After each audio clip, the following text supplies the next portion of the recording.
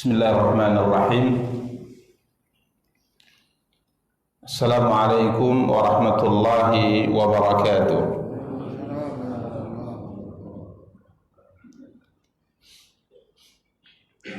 Alhamdulillahi rabbil alamin. Wal aqibatu lil muttaqin fala udwana illa 'alal zalimin. Asyhadu an la ilaha illallah wahdahu la syarika lah.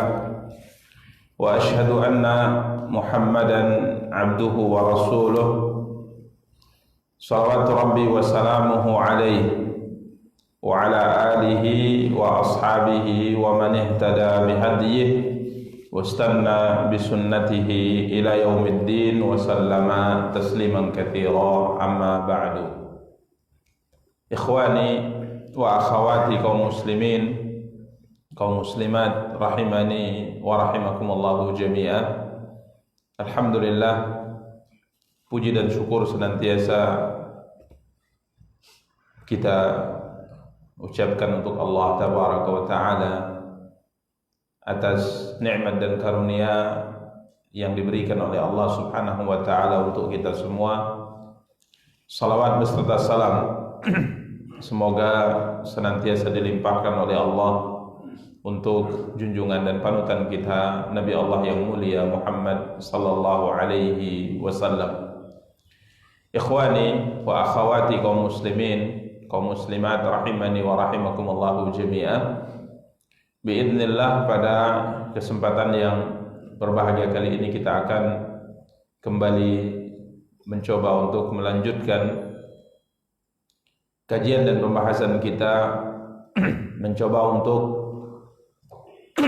membaca salah satu di antara karya besar yang ditulis oleh Al-Imam Al-Hafidh Abul Fida Ismail bin Katsir rahimahullahu ta'ala, yang wafat pada tahun 774 Hijriyah rahimahullahu ta'ala. Para ikhwah dan para akhwat yang dimuliakan dan dirahmati oleh Allah tabaraka wa ta'ala, pada pertemuan yang lalu kita telah sampai pada firman Allah tabaraka wa ta'ala dalam surat Al-Kahfi ayat ke-16, wa idh i'tazaltumuhum wa ma ya'buduna illa Allah fa'u ila al-kahfi yanshur lakum rabbukum min rahmatihi wa yuhayyi lakum min amrikum mirfaqa. Ini adalah sebuah usulan dari sebahagian mereka, yakni para pemuda tersebut, yang mengajak para teman-temannya untuk menyelamatkan diri dengan berlindung ke Al-Kahf, berlindung ke salah satu di antara gua yang mereka ketahui. Dan pada pertemuan yang lalu telah kita jelaskan ya beberapa faedah dari ayat-ayat yang telah kita bacakan. Yang pertama di antara yang kita jelaskan bahwa mereka menggabungkan antara doa dan usaha. Menggabungkan antara doa dan usaha. Di samping mereka berdoa kepada Allah Tabaraka wa Ta'ala agar Allah Tabaraka wa Ta'ala memberikan kepada mereka keselamatan, kebaikan, dan mereka juga mengiringi doa tersebut dengan ikhtiar, dengan usaha. Dan ini sebagaimana telah kita jelaskan pada pertemuan yang lalu merupakan metode beragama yang benar. Metode beragama yang benar. Karena ada sebahagian yang berdoa dan melupakan usaha. Dia berdoa, dia kemudian bertawakal kepada Allah Tabaraka Ta'ala setelah meminta, namun ia mengesampingkan usaha. Ia tidak mau berusaha, ia tidak mau berikhtiar. Dia berkeyakinan bahwa semuanya ini adalah ketentuan Allah. Yang penting kita meminta saja, berdoa saja, tawakal saja. Ya. Dan jika seandainya Allah sudah takdirkan, maka Allah Tabaraka wa Ta'ala akan berikan kepada kita apa yang kita minta tersebut, sekalipun tidak ada sebab, sekalipun kita tidak berusaha. Maka para ikhwah dan akhwat yang dimuliakan dan dirahmati Allah, ini sebuah keyakinan yang tidak benar. Kemudian yang kedua, ada sebahagian yang mengesampingkan doa, mengesampingkan tawakal. Dia mencoba untuk berusaha mendapatkan apa yang dia inginkan, tapi tidak memasrahkan, menyandarkan keberhasilan dari apa yang telah ia lakukan tersebut kepada Allah. Dan ini juga sikap yang tidak benar. Yang benar adalah menggabungkan antara doa dan tawakal dengan ikhtiar, dengan usaha. Nabi kita yang mulia salawatu rabbi wa salamuhu alaih, tatkala ditanya oleh seorang sahabat, "Ya Rasulullah, apakah aku tambatkan untaku terlebih dahulu kemudian tawakal, atau aku lepaskan, tidak tambatkan unta tersebut kemudian tawakal?" Maka Rasulullah sallallahu alaihi wasallam bersabda, "Iqilha wa tawakkal." Ya, lakukan sebab dulu agar unta tersebut tidak lari dengan mengikatnya.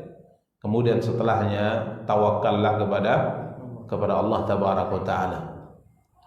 Dan jika seandainya kita ingin membahas tentang masalah ini, tentunya banyak sekali dalil dalam Al-Quran, dalil dari sabda-sabda Nabi kita yang mulia sallallahu alaihi wasallam yang memerintahkan kita untuk memperhatikan dua perkara ini: berdoa, berusaha, kemudian tawakal. Ya, dan ini yang dilakukan oleh Ashabul Kahfi. Mereka melakukan sebab ya agar mereka selamat, agar mereka tidak disiksa, tidak disakiti oleh raja dan masyarakat mereka. Kemudian mereka juga ya di samping berusaha untuk melarikan diri, mereka juga memohon doa kepada Allah dan mereka tawakal kepada Allah Tabaraka Ta'ala. Dan pada pertemuan yang lalu telah kita jelaskan juga bagaimana praktek yang nyata juga dari Nabi kita yang mulia sallallahu alaihi wasallam ya tatkala beliau hijrah dari kota Mekah ke Madinah, ya. Apa yang dilakukan oleh Nabi sallallahu alaihi wasallam? Beliau juga melakukan hal yang sama. Beliau melakukan sebab dan beliau berdoa kepada Allah. Beliau tawakal kepada Allah Tabaraka Ta'ala. Di mana beliau meninggalkan kota Makkah Al-Mukarramah ya di malam itu untuk bersembunyi di mana? Di Gua Thur, bersembunyi di Gua Thur.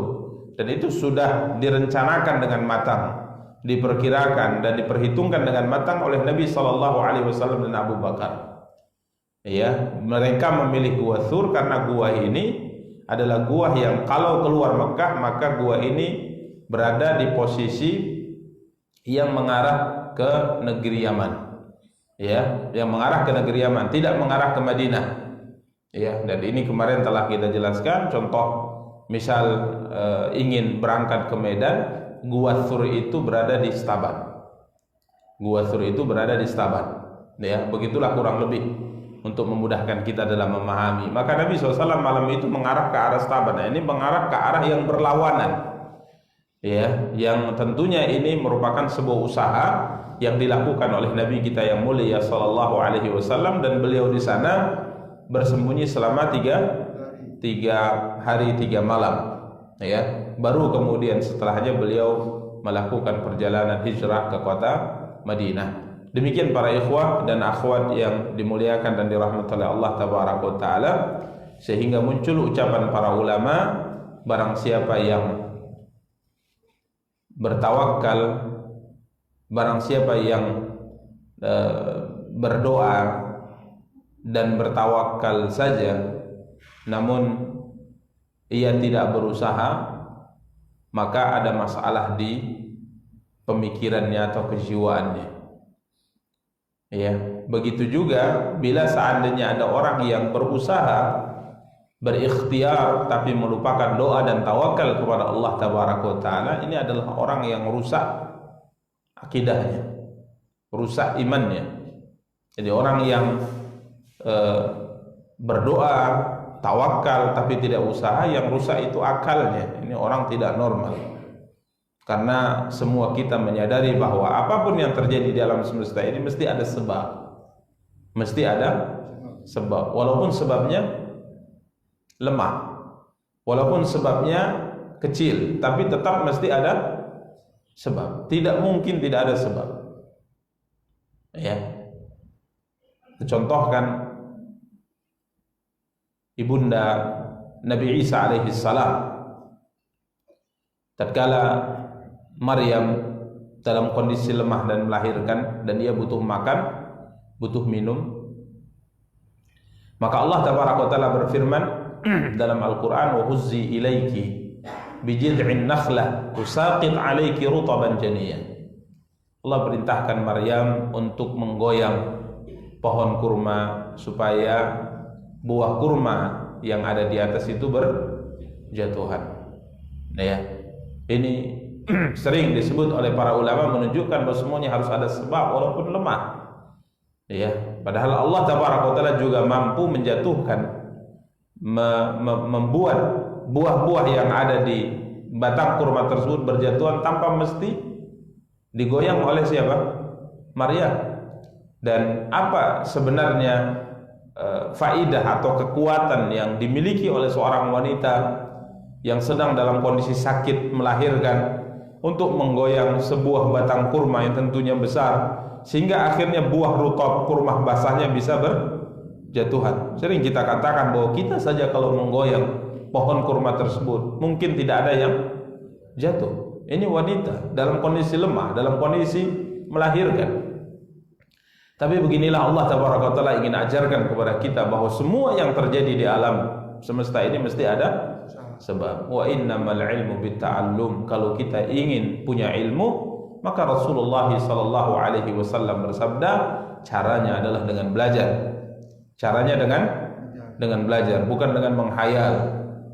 Ya, menghayal hafal 1 juz, menghayal hafal nanti kalau saya hafal 1 juz, 2 juz, 3 juz, 4 juz, menghayal hafal 30 juz, tiba-tiba penghayalan yang dilakukan selama 1 tahun, tiba-tiba hafal 30 juz. Ini enggak ada. Tidak ada. Harus usaha. Nabi mengatakan wa innamal ilmu bitta'allum. Ilmu didapat dengan belajar. Ini usahanya. Wa innama al-hilmu bittahallum. Ya, dan sifat santun itu didapat dengan perjuangan, melatih diri untuk punya sifat santun. Ini usaha. Ya, demikian para ikhwah dan akhwat yang dimuliakan dan dirahmati oleh Allah tabaraka wa taala. Berikutnya kita akan lanjutkan tafsir Al-Imam Ibnu Katsir berikutnya, ayat ke-17. Allah tabaraka wa taala berfirman, A'udzu billahi minasyaitonir rajim. Bismillahirrahmanirrahim. Wa taras syamsa idza tala'at tazawaru an kahfihim dhatal yamini wa idza gharabat taqriduhum dhat asy-shimal wa hum fi fajwatin min dzalika min ayatillah man yahdillahu fahuwal muhtad wa man yudlil falan tajida lahu waliyyan mursyida. Wa tara asy-syamsa idza tala'at, dan kamu akan melihat asy-syams. Syams artinya matahari.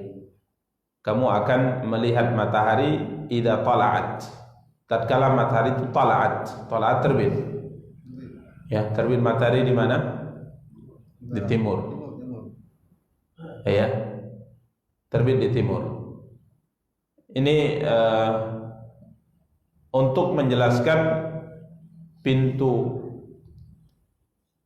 gua yang mereka berlindung di dalamnya ini posisinya tidak di timur pintunya, dan posisinya tidak di barat, tapi posisinya kata Imam Ibnu Katsir di Syamal, di posisi utara. Allah ingin menceritakan kepada kita bagaimana pancaran matahari itu bisa masuk ke dalam gua mereka. Ini salah satu di antara tanda-tanda kebesaran Allah. Allah Tabaraka wa Ta'ala pilihkan untuk mereka, ya, Allah mudahkan mereka memilih sebuah gua yang ini bisa memberikan kepada mereka manfaat nanti di saat mereka tidur sampai 300 tahun lebih. 309 tahun. Maka Allah berfirman, wa tarasy-syamsa idza tala'at, dan engkau melihat matahari ketika terbit, tazawaru an kahfihim dzatal yamin, matahari tersebut condong dari gua mereka ke sebelah kanan. Wa idza gharabat, dan apabila matahari tersebut gharabat artinya tenggelam, taqriduhum dzatas shimal, ya, maka matahari tatkala terbenam menjauhi mereka ke sebelah kiri. Wa hum fi fajwatin min, dan mereka berada di tempat yang luas di dalam gua tersebut. Para ikhwah dan akhwat yang dimuliakan dan dirahmati Allah, Allah ingin menceritakan kepada kita tatkala matahari terbit, sebahagian daripada cahaya matahari itu masuk ke dalam gua. Begitu juga tatkala matahari tenggelam. Subhanallah. Jadi manfaat pancaran matahari ini dapat mereka dapatkan di saat matahari terbit maupun di saat matahari tenggelam. Ini menunjukkan bahwa matahari itu merupakan manfaat yang sangat dibutuhkan oleh manusia. Ya. Al-Imam Ibnu Katsir berkata, ya, Al-Imam Ibnu Katsir berkata menjelaskan tentang wa tarasy-syamsa idza tala'at tazawaru an kahfihim dzatal yamin wa idza gharabat taqriduhum dzatas shimal wa hum fi fajwatin min. Ya, yakni matahari ketika terbit condong dari gua mereka dari sebelah kanan, dan tatkala matahari tenggelam maka matahari menjauhi mereka ke sebelah kiri. Dan mereka berada dalam ruangan yang luas dalam gua tersebut. Fa hadza fihi dalil, kata Imam Ibnu Katsir, ala anna bab hadzal kahfi kana min nahwi syamal. Ini menunjukkan bahwa pintu dari gua Ashabul Kahfi itu pintunya di arah utara. Kenapa? Karena sebagaimana kita sebutkan tadi bahwa apabila matahari terbit, maka sebagian pancaran cahaya ini bisa masuk ke dalam. Jadi pintunya itu tidak di timur dan tidak juga di mana? Di barat. Dan kalau seandainya pintu gua itu dipilihkan oleh Allah, gua yang pintunya di arah timur, ini berbahaya, ya. Karena terus mendapatkan panas secara langsung. Ya. Dalam kurun waktu yang begitu lama, insya Allah juga akan rusak, ya, badan mereka. Ya, dijemur terus. Ya, siang dan pagi dan siang, ini akan membahayakan mereka. Tapi Allah pilihkan untuk mereka dengan usaha mereka, perhitungan mereka yang dimudahkan oleh Allah. Mereka pilih gua yang posisi pintunya itu di arah mana? utara. Jadi tidak langsung terkena pancaran sinar matahari. Apakah penting untuk mengetahui gua itu di mana? Kita selalu jelaskan tidak terlalu penting. Ya. Kalau misalnya kita tahu misalnya guanya itu di pegunungan Brastagi misalnya. Misalnya ini. Terus kenapa? Ya, karenanya dalam Al-Qur'an sebagaimana telah kita sering sampaikan, Allah akan menceritakan sesuatu yang bermanfaat untuk kita. Dan Allah tidak ceritakan untuk kita apa yang tidak bermanfaat untuk kita. Jadi ceritanya itu cerita ya mereka di gua, tapi di mana posisi gua tersebut tidak disebutkan.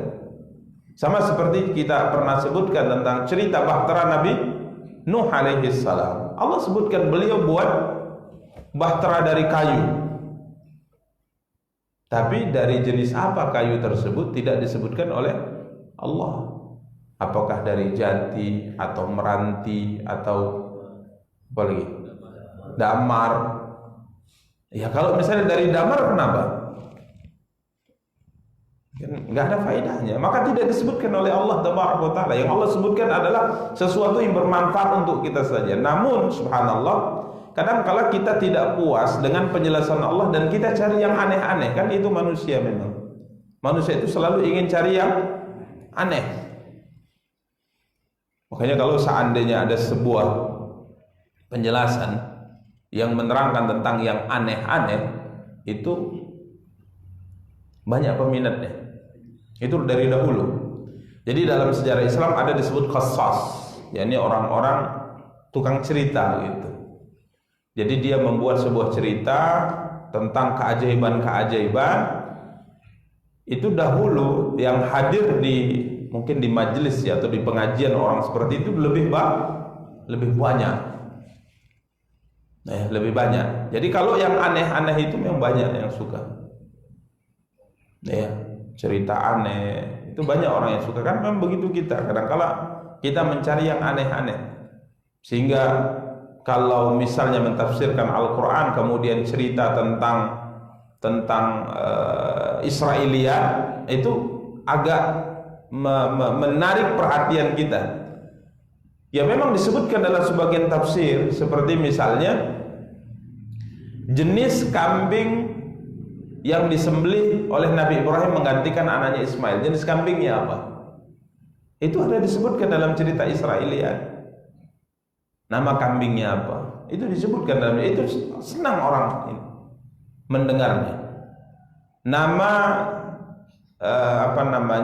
anjing Ashabul Kahfi, nama anjingnya apa, jenis anjingnya apa, itu ada cerita Israiliyatnya.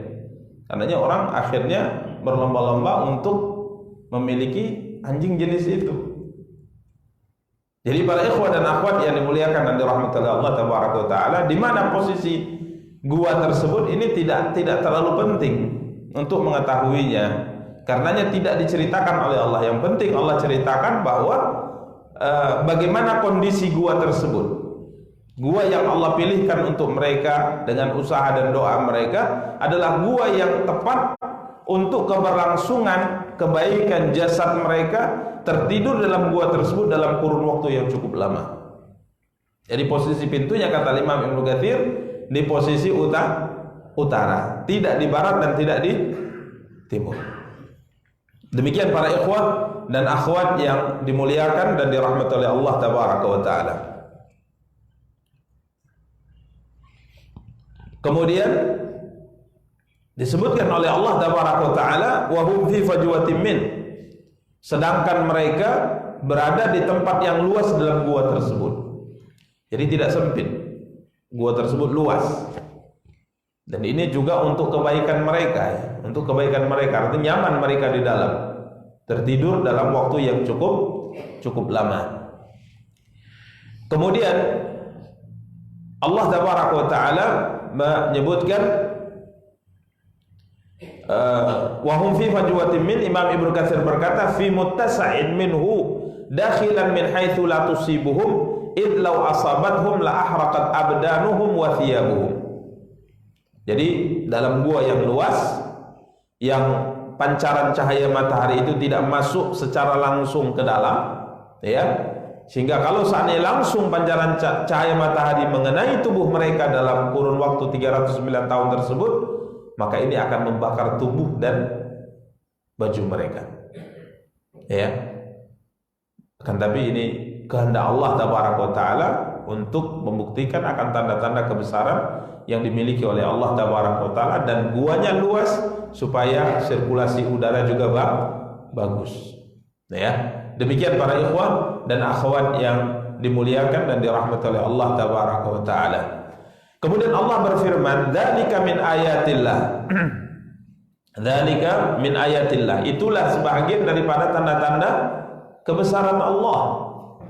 Ya, ini bukti nyata bahwa alam semesta ini ada yang mengatur, Dia yang berkuasa. Apa yang dikehendaki pasti akan terjadi. Dzalika min ayatillah, ini menunjukkan bukti akan tanda kebesaran Allah Taala. Ceritanya sangat menakjubkan. Bagaimana gua ini akhirnya berhasil mereka pilih dengan izin Allah, sehingga untuk kebaikan dan keberlangsungan hidup mereka dalam kurun waktu 309 tahun. Dan ingat, kemarin telah kita jelaskan bahwa cerita Ashabul Kahfi ini tidak lebih menakjubkan dibanding cerita Rasulullah bersembunyi di mana? Di Gua Thur. Bahkan ingat Allah Taala berfirman, am hasibta anna ashabal kahfi war raqimi kanu min ayatina ajaba. Ini bukan cerita yang paling menakjubkan dari cerita yang lainnya akan bukti kebesaran Allah Taala. Ini di antara hal yang menakjubkan, tapi ini tidak yang paling menakjubkan. Yang lebih menakjubkan lagi kita sebutkan kemarin, Nabi bersembunyi di gua itu dan yang mencarinya itu sudah sampai di atas. Yang mencarinya sampai di atas. Kalau ini kan tidak diceritakan, raja dan masyarakatnya apakah sampai ke situ, ini tidak diceritakan. Tapi kalau dalam sejarah, Nabi bersembunyi di gua tersebut dan mereka sudah berada di mana? Di atas. Sampai Abu Bakar kala itu menangis, ya Rasulullah, jika seandainya salah seorang di antara mereka ra'sahu, menundukkan kepalanya ke bawah, melihat ke posisi kakinya, maka pasti dia akan melihat kita. Karena posisi mulut gua atau pintu gua itu berada di atas. Jadi dia lubang. Nabi masuk ke dalam bersama dengan Abu Bakar, dan pencari itu sudah berada di posisi pintu di atas. Jadi kalau nengok ke bawah saja lihat ada Nabi dan Abu Bakar. Tapi kala itu Nabi SAW bersabda, la tahzan innallaha ma'ana. Jangan engkau sedih, sesungguhnya Allah bersama dengan kita. Ini lebih menakjubkan. Ini lebih menakjubkan. Demikian para ikhwah dan akhwat yang dimuliakan dan dirahmati Allah. Jadi ini merupakan salah satu di antara bukti akan tanda-tanda kebesaran Allah. Apa yang Dia kehendaki pasti akan terjadi. Innama amruhu idza arada ay yaqula lahu kun fayakun. Tapi kun fayakun itu dengan apa tadi kita sebutkan? Dengan ikhtiar. Jadi ya udah duduk saja. Kun fayakun itu Ustaz. Ya benar itu. Usaha maksimal. Maka amru idza arada ayyakula lahu kun fayakun. Para ikhwah dan akhwat yang dimuliakan dan dirahmati oleh Allah Taala. Kemudian Allah berfirman, may yahdillahu fahuwal muhtad wa may yudlil falan tajid lahu waliyyan mursyida. Barang siapa yang diberi petunjuk oleh Allah, maka dialah yang akan mendapat petunjuk. Dan barang siapa yang yudlil, barang siapa yang disesatkan oleh Allah Taala, maka kamu tidak akan mendapatkan seorang yang dapat membimbingnya ke jalan yang benar. Ini subhanallah para ikhwah dan akhwat yang dimuliakan dan dirahmati oleh Allah. Cerita yang diceritakan tentang Ashabul Kahfi, hidup di masyarakat yang semuanya melakukan kesyirikan kepada Allah, ya, semuanya menyembah berhala, semuanya berada dalam kesesatan. Tapi ada beberapa pemuda yang dalam hitungan jari, dan pemuda ini bukan pemuda biasa. Pemuda ini bukan pemuda lahir dari keluarga yang berada di pinggiran, tapi pemuda ini adalah pemuda-pemuda yang lahir dari orang-orang besar di kota tersebut, anak-anak pejabat. Kok bisa mereka mendapat hidayah? Maka Allah menjelaskan, may yahdillahu fahuwal muhtad. Ini petunjuk yang Allah berikan kepada mereka. Siapa yang diberi petunjuk, maka dia adalah orang yang akan mendapatkan petunjuk. Namun kalau Allah sudah sesatkan seseorang, maka engkau tidak akan mendapatkan seseorang yang dapat mampu membimbingnya ke jalan yang benar. Para ikhwan dan akhwat yang dimuliakan dan dirahmati Allah, ini benar. Karenanya Nabi kita yang mulia sallallahu alaihi wasallam pernah bersabda dalam hadis qudsi, ya ibadi kullukum dhallun illa man hadaituhu fastahduni ahdikum. Hai hambaku, semua kalian sesat. Semua kalian sesat, kata Allah. Ya, kecuali orang yang aku berikan petunjuk. Karenanya minta petunjuk kepadaku, niscaya aku akan berikan petunjuk kepadamu. Ini hadis qudsi. Karena dalam setiap salat kita berdoa ihdinas siratal mustaqim. Ini minta petunjuk. Kita minta petunjuk. Ya Allah, tunjukilah aku jalan yang lurus. Jalan yang lurus dua, jalan menuju Islam dan jalan di dalam Islam. Jalan menuju Islam, jalan dalam Islam. Ya, kita telah mendapatkan hidayah ke jalan Islam. Namun kita juga butuh hidayah jalan di dalam Islam. Dimudahkan untuk melakukan ketaatan kepada Allah. Maka doa ini lebih kita butuhkan daripada makan dan minum. Lebih kita butuhkan daripada makan dan minum. Ihdinas siratal mustaqim. Kita meminta kepada Allah agar kiranya Allah memberikan petunjuk kepada kita di dalam Islam, yakni dimudahkan untuk mengamalkan syariat-syariat Islam. Jadi orang yang diberikan petunjuk oleh Allah, maka dia pasti akan mendapat petunjuk. Dan orang yang ditetapkan kesesatan oleh Allah, maka tidak ada seorang pun yang mampu memberikan petunjuk kepadanya. Dan faktanya banyak, buktinya banyak, ceritanya banyak dalam sejarah. Abu Talib, paman Nabi SAW. Nabi sangat ingin beliau masuk Islam, tapi Allah tidak takdirkan itu. Sampai di akhir hayat Abu Talib, Nabi mendatanginya. Kemudian Nabi SAW bersabda, ya am, qul la ilaha illallah. Paman, ucapkan saja la ilaha illallah. Ucapkan asyhadu an la ilaha illallah wa asyhadu anna Muhammadar Rasulullah. Ya, ucapkan saja, ikrarkan dengan lisanmu syahadat ini. Satu kalimat kalau seandainya engkau ucapkan, paman, aku akan jadikan kalimat yang engkau ucapkan ini sebagai bahan atau alat untuk membelamu nanti di hadapan Allah. Ini subhanallah, ucapkan saja. Dan Abu Talib itu sebenarnya sudah ngakui juga gitu kebenaran apa yang dibawa oleh siapa? Muhammad SAW. Tapi hidayah itu Allah yang mengaturnya, bukan kita. Sehebat apapun kita menasehati dengan lemah lembut, dengan memberikan apapun yang dia minta, kalau Allah katakan tidak dapat hidayah, juga sampai kapanpun tidak mendapat hidayah. Jadi terus dicoba, dinasehati oleh Rasulullah, diajak oleh Rasulullah. Tapi akhirnya sang paman tidak juga mau mengucapkan apa? Syahadat. Bahkan sang paman seakan-akan memohon maaf kepada keponakannya ini Muhammad, Nabi kita yang mulia sallallahu alaihi wasallam. Beliau mengatakan, sang paman berkata kepadanya, aku tahu bahwa engkau mengajak aku kepada sebuah agama yang benar, agama yang baik. Laulal malamatu au hidhar masabbatin. Kalau bukan karena takut dicela, ya, takut diremehkan, direndahkan oleh orang-orang Quraisy, maka saya, keponakanku, akan mengucapkan itu dengan mudah. Tapi saya takut dicela. Tokoh besar Quraisy pindah agama, mengikuti agama baru, dicela orang nanti. Akhirnya sampai akhir hayatnya Abu Talib tidak mengucapkan apa? La ilaha illallah. Hidayah para ikhwan. Ya. Jadi Allah yang memudahkan seorang kemudian mendapat hidayah. Dan siapapun yang disesatkan oleh Allah Tabaraka Ta'ala, maka tidak ada seorang pun yang mampu untuk memberikan petunjuk kepadanya. Ai huwallazi arsyada haula'il fityah ilal hidayati min baini qaumihim. Dialah Allah zat yang memberikan bimbingan kepada para pemuda tersebut mendapat hidayah dari golongan kaum mereka. Fa innahu man hadahullah tada.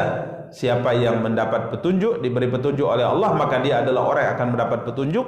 Dan siapa yang disesatkan, maka tidak ada seorang pun yang dapat memberi petunjuk. Dan kalimat ini selalu diulang oleh Nabi dalam khutbatul hajah. May yahdihillah fala mudilla lahu wa may yudlil fala hadiya lahu. Ini khutbah hajah yang selalu diucapkan oleh Nabi. Siapa yang diberi petunjuk, tidak ada seorang pun yang dapat menyesatkannya, dan siapa yang disesatkannya, maka tidak ada seorang pun yang mampu memberikan petunjuk kepadanya. Maka bersyukur kepada Allah. Bersyukur kepada Allah atas hidayah yang Allah anugerahkan kepada kita. Hidayah tatkala kita menjadi seorang muslim, kemudian kita dijadikan muslim yang mencintai syariat Islam, berjuang untuk mengamalkan syariat Islam, menjalankan kewajiban, meninggalkan perkara yang diharamkan oleh Allah, ya, bahkan berusaha berjuang untuk menyempurnakan amal-amal yang wajib tadi dengan melakukan amal yang hukumnya sunnah, meninggalkan perkara yang haram, dan berjuang juga berusaha meninggalkan perkara yang hukumnya tidak sampai kepada haram atau hanya sekedar makruh. Ini subhanallah nikmat besar yang Allah anugerahkan kepada kita yang wajib kita syukuri. Demikian para ikhwah dan akhwat yang dimuliakan dan dirahmati oleh Allah tabaraka wa taala. Berikutnya ayat ke-18 Allah melanjutkan firman-Nya, wa tahsabuhum ayqadhaw wa hum ruqud. Wa tahsabuhum ayqadhaw wa hum ruqud. Dan kamu mengira mereka itu bangun padahal mereka tidur. Ya. Kamu mengira mereka itu bangun padahal mereka tidur. Gimana ini? Apa maksud ayat itu? Jadi kalau kita lihat, ya, kita lihat mereka itu nggak tidur, tapi hakikatnya mereka sebenarnya tidur. Jadi kalau kita lihat secara sepintas gitu, nggak tidur mereka, sedang baringan gitu. Padahal mereka tidur lelap, nggak tanggung-tanggung, ya, bukan tidur 6 jam, 309 tahun. Ini maksudnya apa? Sebagian ahli ilmu berkata, annahum lamma daraballahu ala adhanihim bin naum lam tantabiq li'alla yusri' ilaihimul bila. Jadi tatkala Allah tabaraka wa taala tutup pandangan mereka dengan tidur, anggota tubuh mereka itu semua tidak ditutup oleh Allah tabaraka wa taala. Ya. Beliau sebutkan di sini contoh seekor serigala. Pernah tuh melihat tidur serigala? Coba nanti diintip-intip ya. Serigala tidurnya gimana? Jadi konon ceritanya serigala itu kalau tidur satu mata tertutup, mata sebelahnya terbuka. Ini benar tidaknya nggak tahu. Ini penjelasan beliau ya. Nanti kapan-kapan kalau memang ada kesempatan kita intip dulu serigala tidur. Mungkin tidur ayam lah kalau kita dekat. Jadi ayam itu kalau tidur juga sepertinya tidak tidur. Maka ada istilah tidur apa? Tidur ayam. Jadi kalau kita lihat serigala tidur, satu matanya terbuka. Jadi kita lihat nggak tidur serigala ini gitu. Padahal tidur dia. Jadi ini yang dilakukan oleh Allah tabaraka taala pada mereka, sehingga tatkala mereka tidur, sebagian anggota tubuh mereka itu tidak tertutup secara total. Ini demi kemaslahatan keberlangsungan hidup mereka 309 tahun ke depan. Jadi coba kalau seandainya kita tidur matanya terpejam 1 bulan tidur, kira-kira waktu buka gimana? Hah? Waduh, gimana rasa mata itu? Payah kali gitu. Makanya tatkala mereka bangun, mereka sepertinya berapa lama kita tidur? 1 hari. Karena nggak ada terasa berat di mata mereka dan sebagainya. Jadi ini yang dilakukan oleh Allah. Jadi satu ditutup, satunya terbuka. Telinga tertutup satu, yang satunya terbuka. Ini juga untuk agar hawa itu masuk ke anggota tubuh mereka. Ini juga tanda kebesaran Allah. Wa tahsabuhum ayqadha wa hum ruqud. Kamu mengira mereka itu bangun padahal mereka tidur. Ini yang disebutkan Imam Ibnu Katsir. Fa idza baqiyat dhahirah lil hawa kan aqalah. Jadi telinga satu tertutup. Nah kalau kita tidur kan tidak dengar apa-apa kan gitu kan.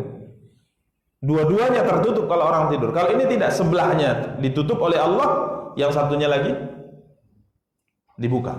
Begitu juga beliau katakan, sama seperti adz-dzib kata beliau. Ya, serigala itu kalau tidur terbuka satu mata, tertutup mata yang sebelahnya. Begitu juga mereka.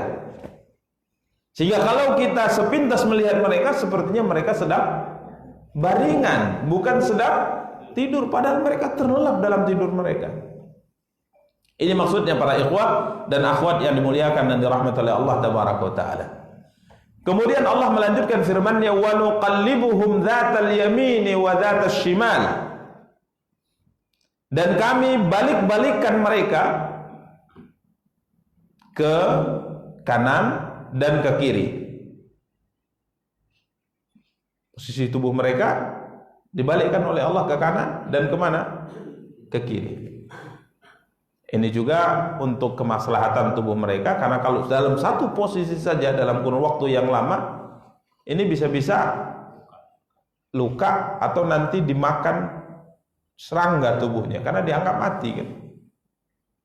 Maka sebagian ulama mengatakan pergerakan tubuh mereka ini terjadi 1 tahun 2 kali. 1 tahun 2 kali. Jadi tahun 1 gerak ke kanan, tahun berikutnya gerak ke kiri. Jadi ada pergerakan. Ya. Ini subhanallah. Wa nuqallibuhum dzatal yamini wa dzatas shimal. Menakjubkan ya. Mau seperti ini. Tidur 309 tahun. Kemudian bangun. Mau enggak? Bukan masalah dajjal keluar. Kalau kita bangun sudah 309 tahun, enggak ada lagi yang kita kenal. Kalau hidup di daerah yang kita tidak mengenal siapapun, betah enggak? Kita bisa bahagia karena banyak yang kita kenal. Kita punya istri, punya anak, punya paman, punya orang tua, punya tetangga, punya teman. Itu membuat kita bahagia hidup di dunia. Tapi kalau kita nggak punya semuanya, atau kita ingin tidak punya semuanya, melupakan semuanya, maka hidup itu sangat menyedihkan. Benar. Makanya kalau punya orang tua itu jangan kita jauhi. Kalau kita punya paman jangan kita jauhi. Kalau punya istri jangan dijauhi. Stres kita. Ya, stres. Benar. Jadi nggak enak hidup sendiri itu sendiri. Saya nggak butuh siapapun, nggak akan bahagia untuk hidup. Benar. Ya, makanya nikmat Allah dalam surga, Allah akan satukan keluarga dengan keluarga ini semua dalam satu tingkatan. Nggak ada yang bisa. Contoh kita masuk surga, anak kita masuk surga, itu disatukan dalam satu tingkatan semuanya. Kita, anak kita, istri kita, keturunan kita, itu disatukan dalam satu tingkatan. Ini diantara kesempurnaan nikmat surga. Jadi yang di bawah diangkat ke atas untuk disatukan. Kenapa? Karena memang bersatu, berkumpul dengan keluarga itu sangat-sangat membahagiakan kita. Buktinya Idul Fitri, ya kan? Ada istilah apa? Mudik. Jauh-jauh pun kita mau mudik. Walaupun ya gimana caranya mudik lah gitu. Ini menunjukkan nikmat. Makanya kalau kita punya keluarga, jangan kita jauhi keluarga kita. Jangan kita jauhi keluarga kita. Hatta keluarga kafir sekalipun. Hatta keluarga kafir sekalipun. Kita punya, sebagian mungkin punya orang tua yang masih kafir, enggak bisa kita jauh dari mereka, benar. Jadi kalau kita ingin menjauhkan diri dari mereka, ini memang menyesakkan dada kita. Jadi subhanallah, kalaupun Allah takdirkan kita tertidur selama, kalau enggak usah 39 tahun, 100 tahun aja, bangun kemudian enggak enak. Ya enak. Jangankan 100 tahun, kita tidur misalnya dari jam 8 misal, kemudian bangun jam 1, kiranya di rumah nggak ada siapa-siapa, bingung nggak? Mana istriku? Kok kosong ini? Kan bingung kita jadi. Oh, nggak ada siapa-siapa ini, bingung. Cari di mana mereka. Ini coba bayangkan kalau seandainya bukan sekedar mungkin pergi ke tempat kemudian ke tempat tertentu kemudian akan kembali, ini memang semua sudah mati. Ini coba tekanan jiwa itu bagaimana? Hidup asing, terasing, itu berat. Ya, demikian para ikhwah dan akhwat yang dimuliakan dan dirahmati oleh Allah. Nuqallibuhum dzatal yamin wa dzatal shimal. Kami balik-balikkan tubuh mereka ke kanan dan ke kiri. 1 tahun kata sebagian ulama dibalikkan kanan, tahun berikutnya ke kiri. Kemudian kalbuhum wa kalbuhum basitun dhira'aihi bil wasit. Sedang anjing mereka mengunjurkan kedua lengannya di muka pintu gua. Anjingnya apa? Duduk di depan pintu gua. Layaknya seekor anjing yang sedang menjaga. Kita lihat ya, ini maklum ya, seorang anjing kalau menjaga rumah mesti dia akan duduk dengan menjulurkan apa? Kakinya. Duduk nih. Begitulah posisi anjing itu. Anjing ini juga tertidur. Nah, ya, anjing ini juga apa? Tertidur. Subhanallah. Di sini ada sebuah catatan. Imam Ibnu Katsir mengatakan bil wasit, tentunya di sini di pintu ya, anjing mereka duduk menjulurkan kaki di depan pintu menjaga mereka. Kemudian beliau mengatakan Imam Ibnu Katsir mengatakan anjing itu posisinya tidak di dalam, berarti di luar gua. Beliau sebutkan wa kana julusu kharijal bab. Duduknya anjing ini di depan pintu, tidak di dalam. Yani fina itu kalau di rumah artinya di teras, tidak di dalam. Jadi jaganya dia tidak di dalam. Beliau mengatakan kenapa di luar? Yani ini diambil dari kata dhira'aihi bil wasit. Jadi dia di luar, tidak di dalam. Karena al malaikata la tadkhulu baitan fihi kalbun.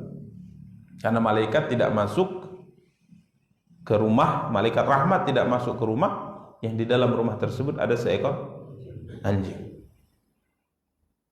Jadi kalau memelihara anjing untuk berburu boleh, tapi jangan masukkan dia ke dalam rumah. Ya, melihara anjing berburu boleh, tidak apa-apa.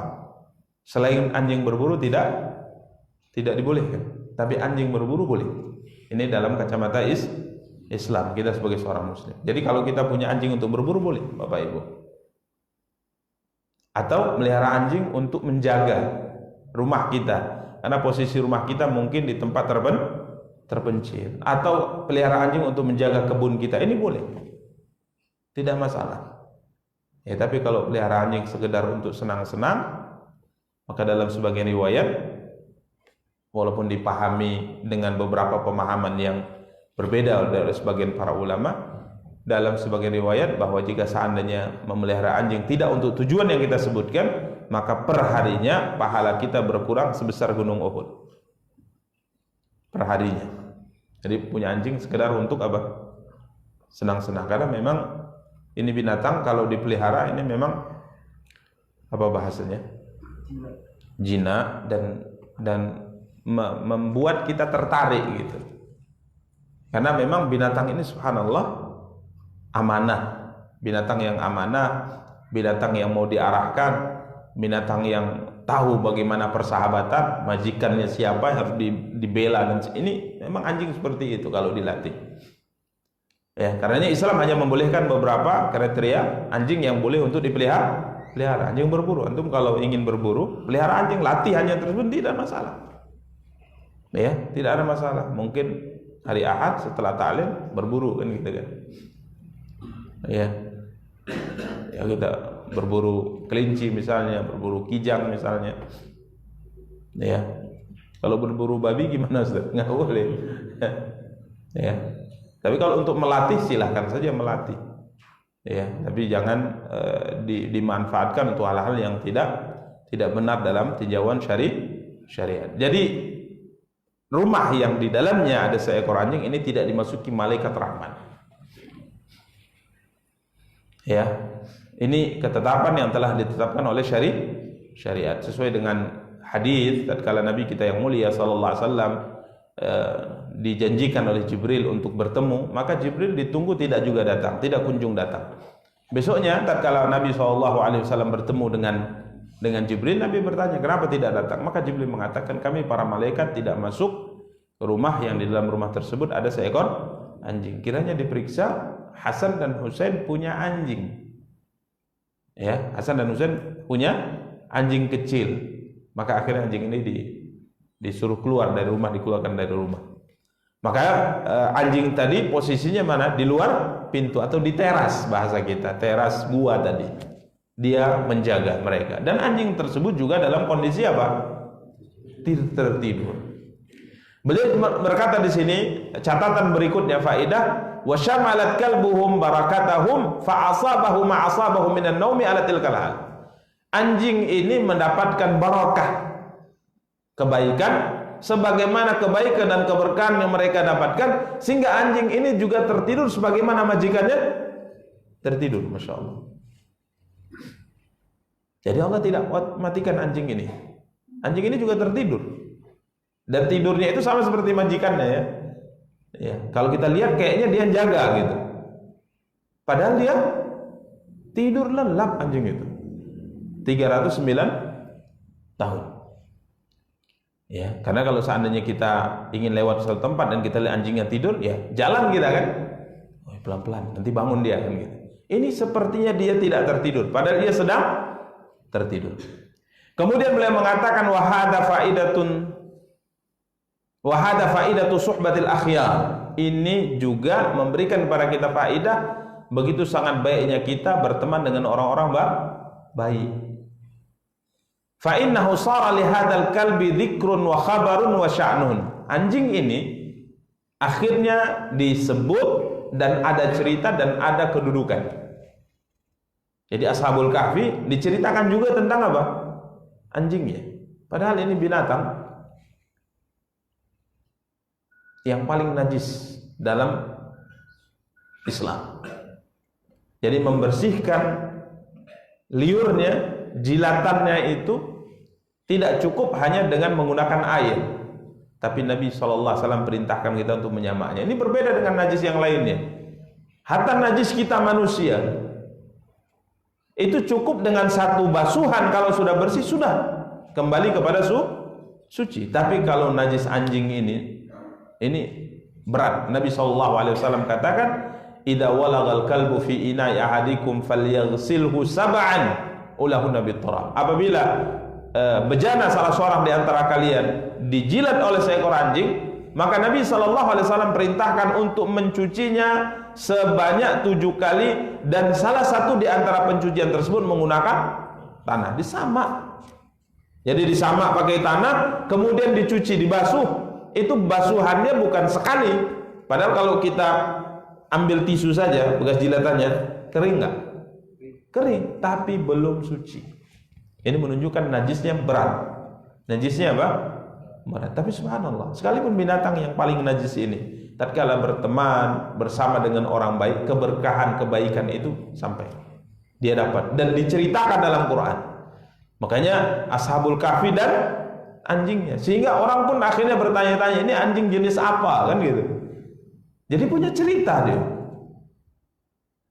Subhanallah. Dan Nabi kita yang mulia sallallahu alaihi wasallam banyak dalam hadis menganjurkan kita untuk berteman dengan orang-orang baik. Ada sebuah hadis yang hendaknya kita renungkan. Hadis ini menakjubkan ya. Diriwayatkan oleh Imam Bukhari dan Muslim. Nabi kita yang mulia sallallahu alaihi wasallam bersabda, "Innallaha tabaraka wa ta'ala, inna lillahi tabaraka wa ta'ala malaikatan sayyaratan." Sesungguhnya Allah memiliki malaikat yang ditugaskan oleh Allah untuk berkeliling di atas muka bumi, mencari majelis-majelis ilmu, mencari majelis-majelis ilmu yang disebut padanya Allah, diterangkan padanya hukum dan seterusnya. Apabila malaikat ini mendapatkan majelis yang di dalam majelis tersebut ada disebut tentang Allah, ya, diagungkan Allah, disucikan Allah di situ subhanahu wa ta'ala, maka malaikat ini akan berhenti. Mereka akan merendahkan sayap-sayap mereka, kemudian mereka akan berkata kepada teman-teman sesama malaikat yang memang tugasnya untuk mencari majelis-majelis zikir ini, majelis-majelis ilmu ini, halumma ila hajatikum, ini yang kalian cari ini, ayo kemari berkumpul. Maka mereka pun berkumpul, ya. Kemudian Setelah selesai majelis, mereka pun kembali kepada Allah. Mereka kembali kepada Allah Tabaraka wa Ta'ala. Kemudian Allah bertanya, dari mana kalian? Maka malaikat menjawab, baru dari bumi ya Allah. Dan baru saja kami kembali dari orang-orang yang berkumpul menyebutmu, yang mengagungkanmu, mensucikanmu. Kemudian Allah Tabaraka wa Ta'ala bertanya kepada mereka, dan Allah Maha tahu apa yang sedang mereka minta dan dari apa mereka berlindung.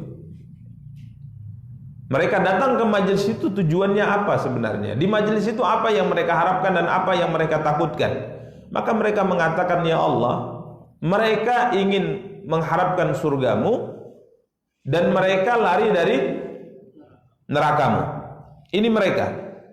Ya, niat mereka hadir itu ingin bisa masuk surga, dan niat mereka hadir itu ingin bisa dijauhkan dari api neraka.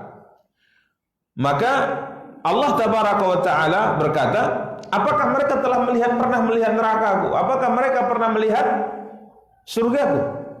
Belum ya Allah. Lalu bagaimana jika seandainya mereka sudah pernah melihat dengan mata mereka dengan mata kepala mereka nerakaku, dan mereka melihat dengan mata kepala mereka surgaku?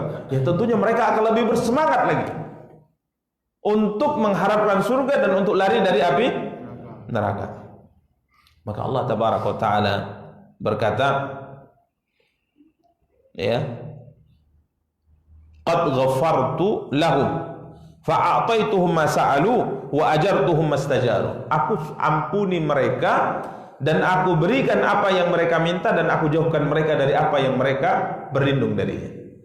Jadi dosa mereka aku ampuni, dan insya Allah mereka akan aku masukkan ke dalam surga, dan aku akan jauhkan mereka dari api neraka. Subhanallah. Namun malaikat ini berkata, ya Allah, sesungguhnya ada seorang abdul khata, ada seorang hamba yang bukan termasuk mereka.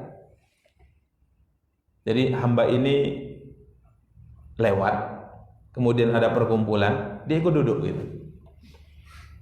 Bertepatan dia bersama dengan mereka. Akhirnya ikut duduk. Padahal niatnya bukan itu. Ya, mungkin salah alamat lah. Ada apa itu kumpul-kumpul? Ya, bagus juga, duduk. Ini sebenarnya bukan dari mereka ya Allah. Maka Allah Tabaraka wa Ta'ala berfirman, dia juga aku ampuni, kata Allah. Ulaika qaumun la yashqa bihim jalisuhum. Mereka adalah orang-orang yang tidak akan pernah sengsara siapapun yang duduk bergabung dengan mereka. Ini subhanallah para ikhwah, anjuran untuk tidak bergabung kecuali dengan orang-orang baik. Ya. Karena pasti kita akan terpengaruh, merasakan dampak dan akibat dari kebaikan orang-orang yang kita duduk dengan mereka. Begitu juga sebaliknya, kalau kita berteman dengan orang yang tidak baik, perkumpulan orang yang tidak baik, ya sedikit banyaknya kita pasti akan mendapat celaan. Walaupun kita tidak seperti mereka, tapi jiwa kita ini lemah. Kalau kita terus bergabung dengan beberapa orang, ya kita pasti akan terpengaruh. Hatta dalam kecenderungan, ya, kalau seandainya kumpulan kita dengan orang-orang yang suka main bola misalnya, lambat laun kita akan suka apa? Suka bola, bener. Kalau nggak bisa main, minimal nengok bolanya senang kita. Ya, kalau kita selalu duduk dengan orang-orang yang kuliner, suka makan, lama-lama kita juga suka makan. Begitu seterusnya kehidupannya ini. Makanya kalau seandainya kita bergabung dengan orang-orang yang suka ibadah kepada Allah Tabaraka wa Ta'ala, menjaga lisan mereka dan sebagainya, lambat laun kita juga akan bisa melatih diri kita untuk seperti mereka. Maka subhanallah, ini disebutkan Imam Ibnu Katsir, hada faidatu suhbatil akhyar. Ini faidah berteman dengan orang-orang baik. Sehingga anjing ini punya cerita, anjing ini punya kedudukan, anjing ini disebutkan dalam Al-Qur'an, padahal dia adalah binatang yang najisnya itu tidak sama seperti najis-najis yang lainnya. Diceritakan oleh Allah, dan nanti akan disebutkan berapa jumlah mereka, disebutkan anjing. Sebagian mengatakan 3, yang keempat anjing. Ada yang berpendapat 5, yang keenam anjingnya. Ada yang berpendapat 7, yang ke-8 disebutkan anjing. Ya, subhanallah. Demikian para ikhwah dan akhwat yang dimuliakan dan dirahmati oleh Allah tabaraka taala, mungkin hanya dapat kita sampaikan pada kesempatan yang berbahagia kali ini. Semoga ada faedahnya. Mungkin kita berikan kesempatan kalau ada yang ingin ditanyakan. Wassallallahu ala nabiyina Muhammadin wa ala alihi washabihi wattabi'in. Tafadhal. Adik saya melihara kucing di dalam rumah. Kotorannya itu sering ada di dalam rumah, di dalam kandang. Itu malaikat rahmat tetap masuk Mas, dalam keadaan bau gitu. Itu kucing atau anjing? Kucing. Ah ya sudah, berarti beda ya.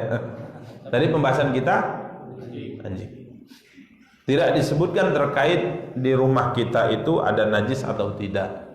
Ini tidak ada riwayatnya seperti itu. Artinya kalau melihara kucing, ini tidak ada kaitan dengan pembahasan yang sedang kita bahas. Jadi yang ada ancamannya itu anjing. Wallahu taala a'lam. Nah, Maksudnya kotorannya yang di kandang itu kan. ya tidak ada pembahasan seperti itu. Ya, tidak ada pembahasan seperti itu. Jadi ya, mungkin kalau najis ada di rumah kita, malaikat tidak akan masuk karena ada najis. Ya kalau kita punya bayi gimana? Jadi ini kan anjing. Contoh kita punya bayi, ya kadangkala tidur jam 2, dia BAB misalnya, dan ibunya karena pakai pampers atau apa, dia membersihkannya di pagi hari. Jadi malaikat di jam itu nggak masuk, kan nggak seperti itu pembahasannya. Jadi ini berkaitan dengan binatang apa yang kalau ada di rumah malaikat rahmat tidak masuk, dan ini hanya seekor apa? Anjing. Wallahu taala alam. Nah, silakan.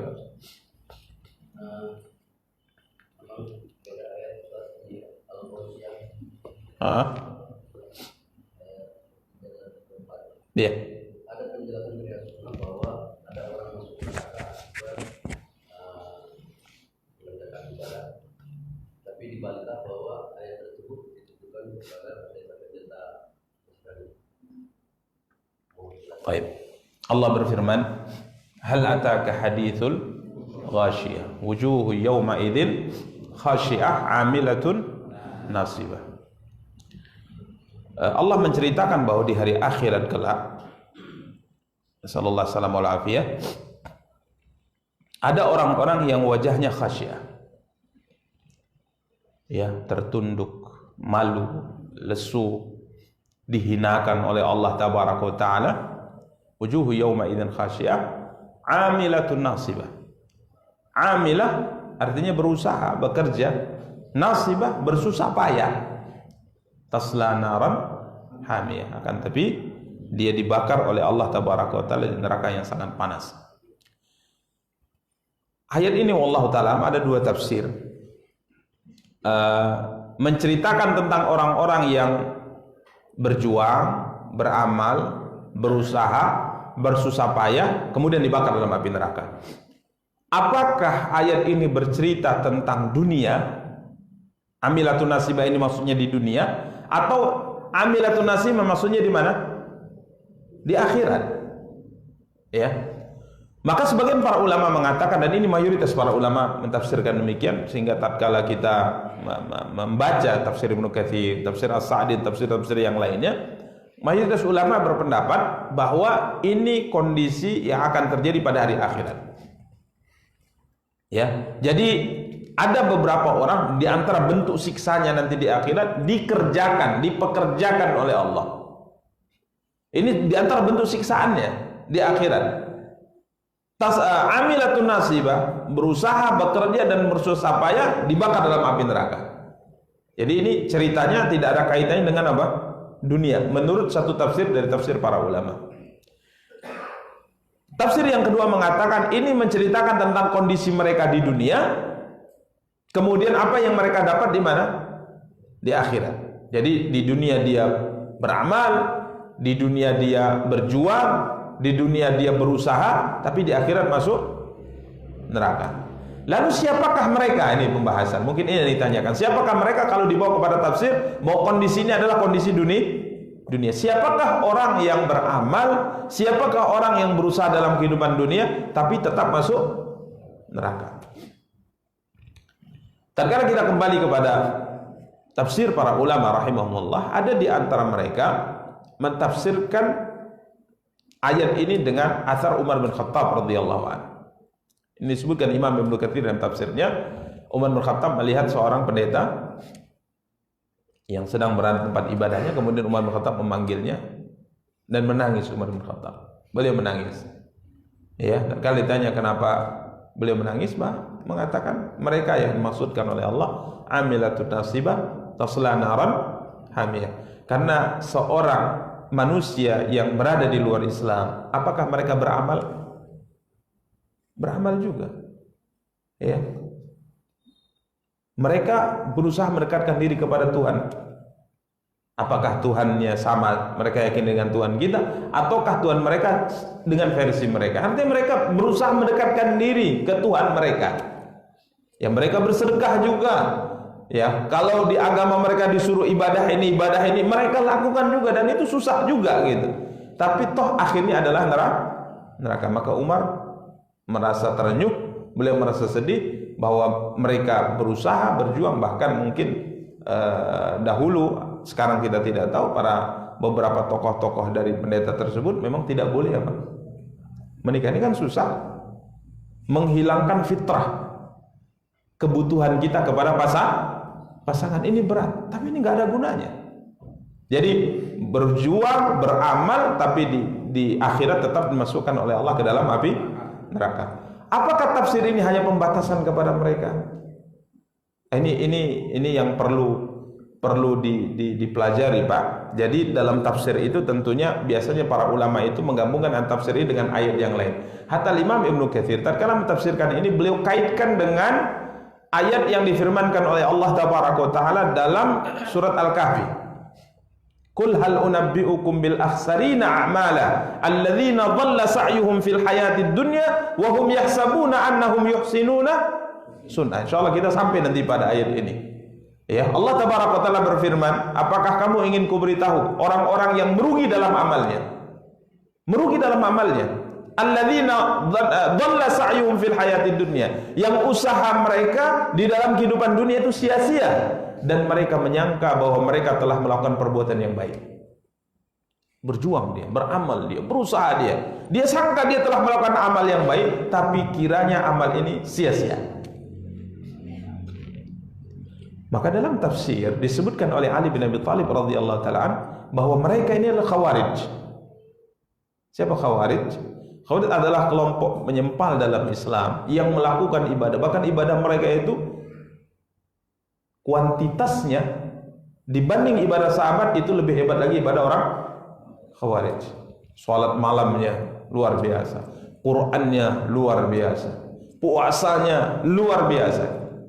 Jadi hari-hari mereka puasa, hari-hari mereka baca Quran, hari-hari mereka salat malam, berjuang. Sampai Abdullah bin Abbas mengatakan, demi Allah, kata Abdullah bin Abbas, aku tidak pernah melihat satu kaum yang lebih semangat beribadah dibanding mereka. Ini pertama kali Abdullah bin Abbas masuk ke camp mereka, bertemu dengan mereka. Aku tidak melihat ada satu kaum yang semangat ibadah dibanding mereka. Wajah mereka itu pucat karena banyaknya sholat malam, kurang tidur.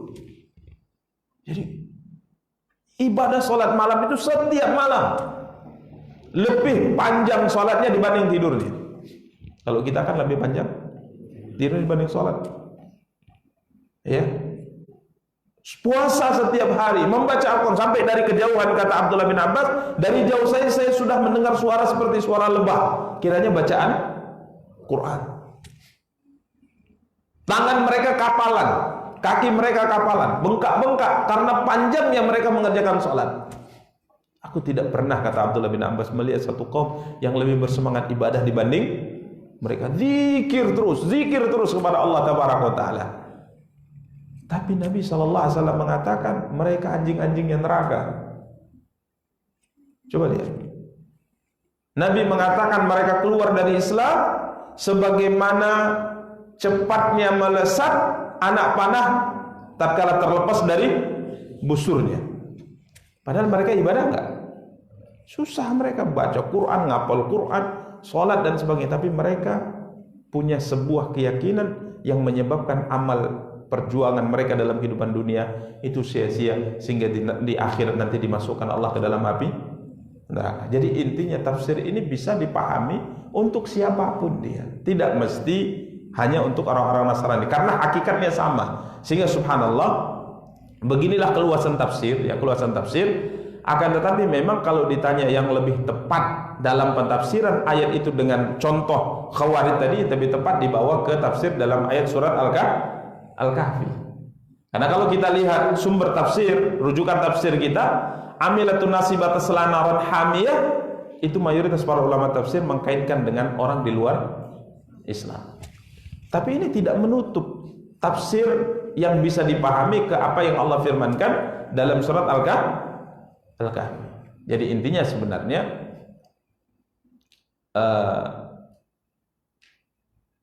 mengkaitkan tafsir tersebut dengan selain Muslim ini dari sisi bisa dibenarkan, ya tidak salah, ya tidak salah. Tapi yang lebih tepat itu dalam menjelaskan itu ambil ayat dalam surat Al-Kahfi. Qul hal unabbiukum bil akhsarina amala alladzina dhalla sa'yuhum fil hayatid dunya wa hum yahsabuna annahum yuhsinuna sun'a. Dan pesan kita juga para ikhwah, tatkala kita hendak mengomentari sebuah penjelasan, mengomentari sebuah tulisan, atau mungkin bahasanya membantah sebuah tulisan, membantah sebuah komentar, maka kita juga sebelum membantah kita mesti menguasai apa yang akan kita bahas. Jadi bukan hanya dari satu sisi. Contohnya misalnya ayat ini dibawakan kepada tafsir termasuk umat Islam yang melakukan ini dan ini, maka ancamannya seperti ini. Tatkala kita ingin bantah, kita harus baca yang lainnya juga gitu. Jadi jangan sekedar ambil satu rujukan ini Imam Ibnu Katsir dalam mentafsirkannya seperti ini, padahal dalam tafsir-tafsir yang lain itu dikaitkan juga dengan pembahasan-pembahasan yang lainnya. Jadi intinya wallahu taala alam, tafsir itu bisa benar, ya. Kita katakan benar karena dibawa kepada keumuman lafaz. Walaupun mayoritas para ulama mengkaitkannya dengan orang-orang di luar Islam. Dan kalau seandainya ingin mengkaitkan dengan hal itu, ya, maka silahkan baca tafsir yang dijelaskan oleh para ulama di akhir surat Al-Kahfi yang kita bacakan tadi, ya. Ya qul hal unabbiukum bil akhsarina amala alladzina dhalla sa'yuhum fil hayatid dunya wa hum yahsabuna annahum yuhsinuna sun'a. Al-Kahfi 103 dan 104. Ini lebih mengena. Ya, ini lebih mengena pembahasannya karena disebutkan termasuk mereka adalah Khawarij.